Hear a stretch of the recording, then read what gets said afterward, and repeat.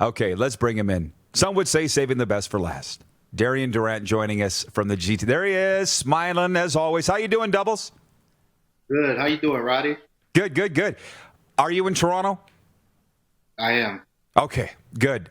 Before we get into all the wonderful stories and so forth and your take on the world, how are you and the young family? On behalf of the Rider Nation, can you give us an update on your safety and your world right now? Yes, we're great.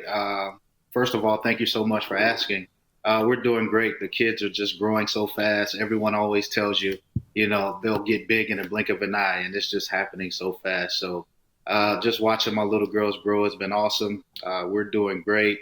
Unfortunately, because of what's going on in the world, it's been tough, to get out and to let them go around and move around a little bit. But other than that, man, we're good, and appreciate you for asking. Here's an amazing story. A gentleman by the name of Ryan Kowalik writes in. He's watching right now. He says, great story about DD. I was in New Orleans walking around in my Riders gear, walked by a hotel that Darian was standing outside. He stopped me, and we had a chat. Do you remember that? I do. What do you remember about that?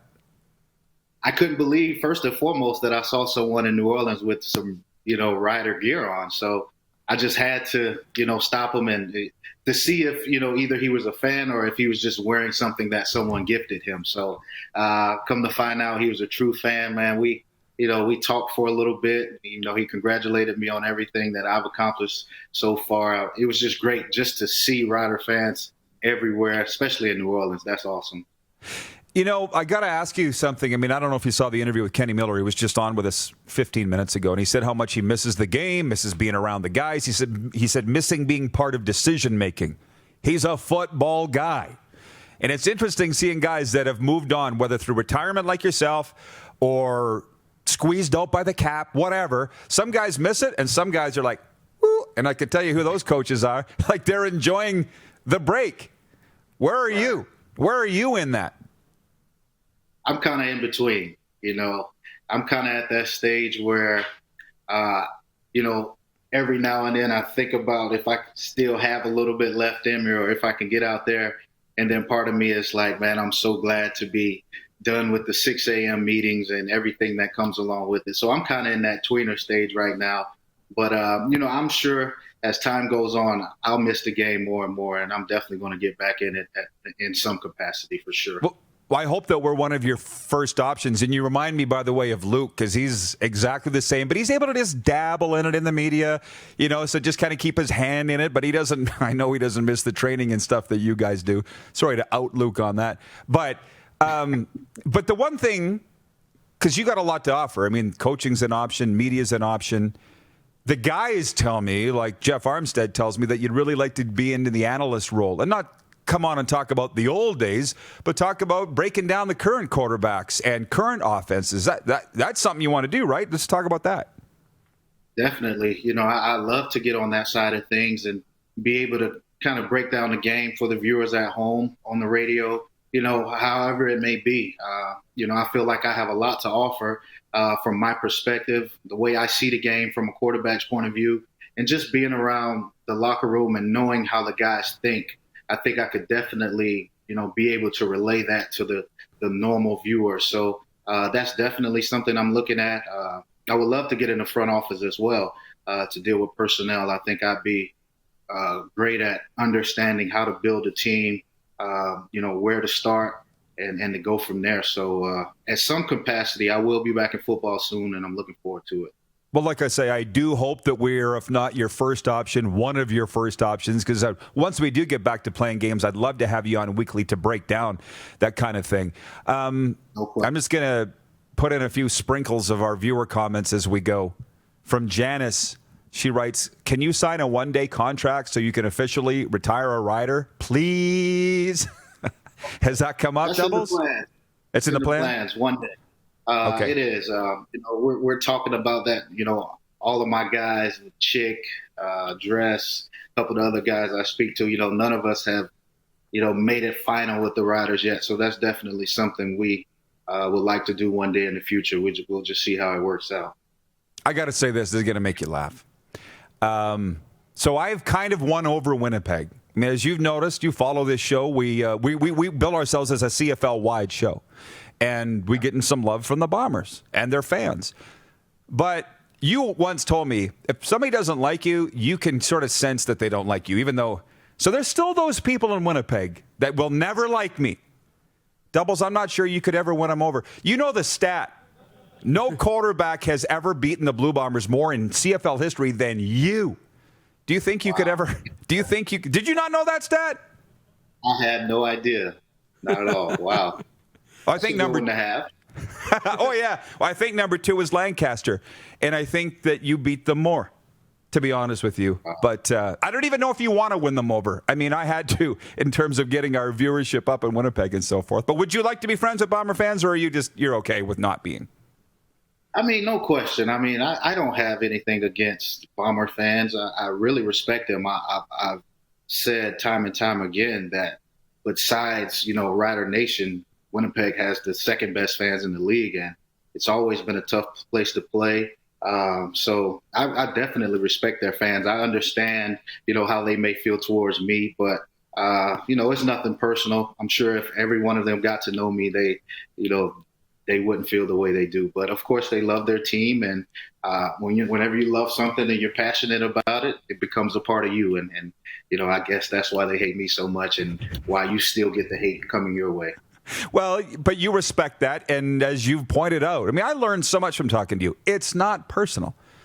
When it is personal, that's another level. That stuff, you can't even really touch that. But Doubles, to that analysis bit then, can you give me your current top 3 quarterbacks in the CFL? And my criteria is, if you were starting an expansion team and you could name one guy of the starting 9 or maybe even the top 12 in the CFL right now, who would be your 3 starting at number 1?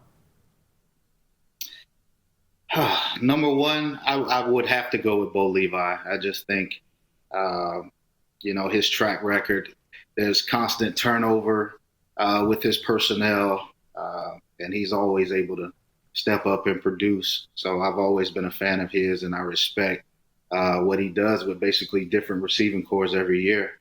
Number 2, I would have to go with Mike Riley, warrior, veteran, guy that I respect so much, and he's given the game so much. And I still think he has a ton left in the tank. So Mike Riley would have to be my 2. And then 3 is the young up-and-comer, Cody Fajardo. I mean, I like what I'm seeing from Cody. I think that he has a tremendous upside. The more and more I got a chance to study his game and some of the throws he makes, I really respect it. And it's not just because he's a rider. He really can go out there and play the game at a high level, and I really respect that. Love the answer. And by the way, you watch all the games. You look at those hits that Mike Riley takes. I got to ask you how much they add up, because you remember 2011. It was a game in Calgary and a game that meant nothing. And you're out there with a broken foot, broken fingers, I believe, a cracked rib, and you're still playing. And you got blown up off the edge. I can't remember who hit you. You might remember who it was. It was down in the red zone to my right as I'm looking at it. And I'm screaming on the radio, "Get him out of there!" But, of course, you're never going to pull yourself, right? Are any of those bumps and breaks still hurting you now? Honestly, no. I mean, I don't really have many aches and pains here or there, but they do add up. And what I can say is towards the end of my career, when you don't have a year or 2 to sit down and rest and let your body get healthy, you definitely feel those hits that you had back in 11 and 12, 13, different things of that magnitude as it got later in my career, because you don't have that time to heal. So hits add up. And I mean, you hear it from the older guys who have played the game. They tell you about it, but when you're in the heat of the moment, you don't believe it. But once I got to Montreal towards the end, everything took its toll for sure. This is hilarious, by the way. Barb Barker writes in, "Why are all the women writing in?" I did a thing a couple weeks ago. Who is the hottest rider of all time? And my wife said, you should put Darian on there. So take that for what it is. Anyways, Barb says, "Hey, Darian, you belong in Canada."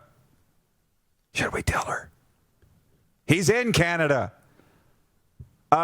Doubles, what does it mean to you that Kent Austin said you're the smartest quarterback he ever coached?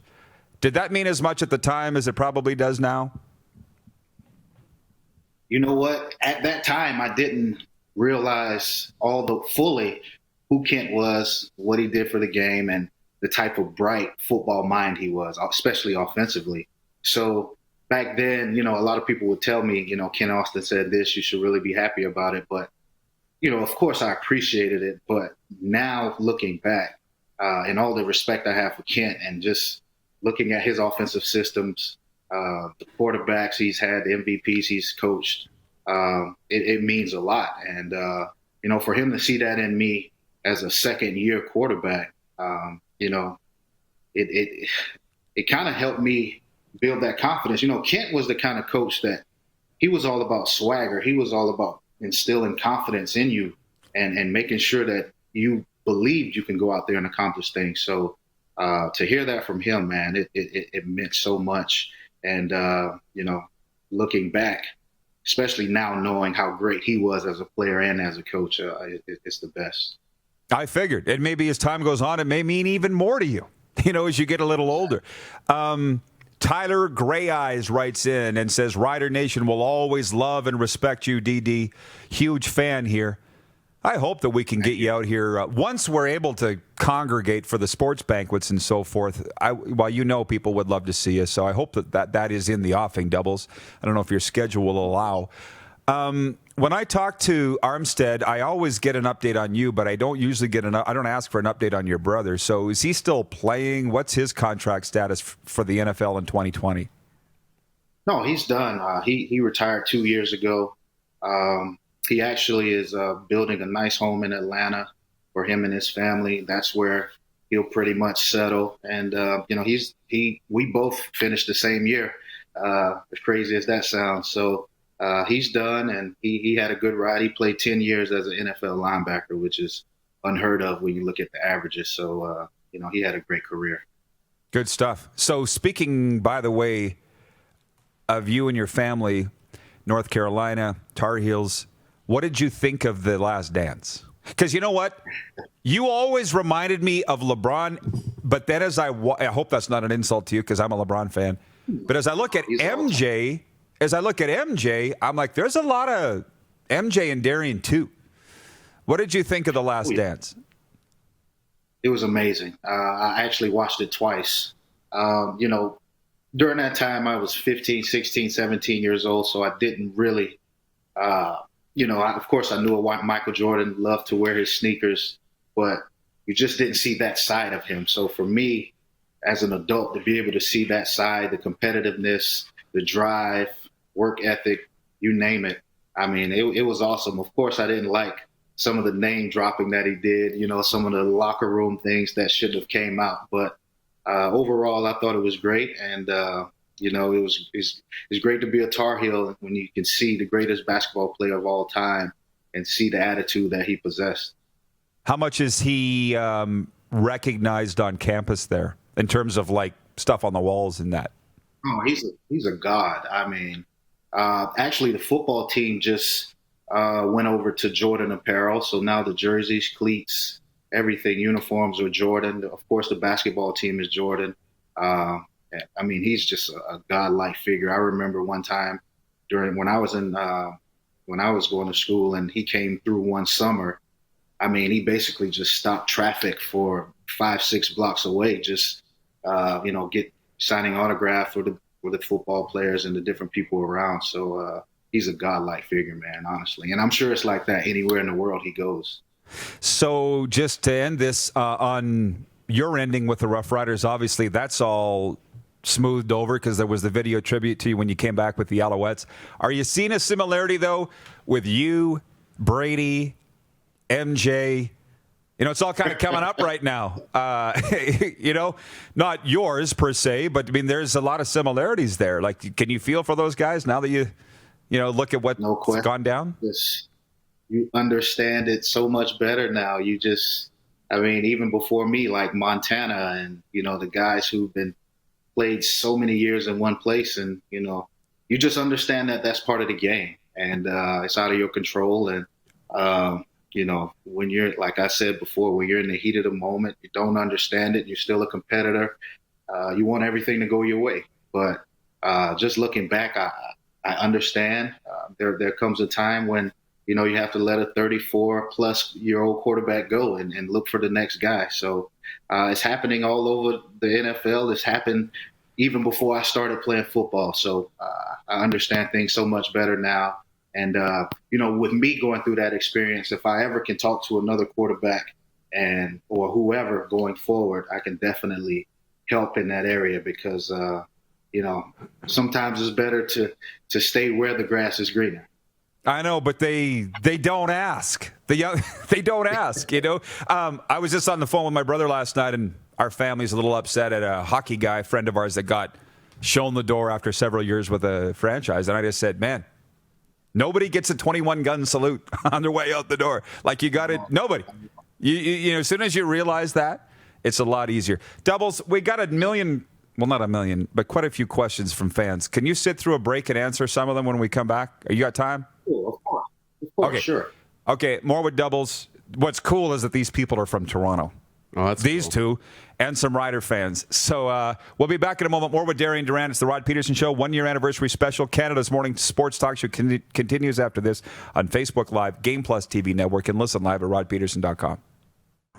Hey, Rod. Theo Fleury here. I am on the 11th hole at Heritage Point today, and I just wanted to give you a shout-out for 1 year. Happy anniversary. I enjoyed being on the show, and if you'd like to have me again, I would love to be a part of it. And you know what? Trio still sucks. Have a good one, bud.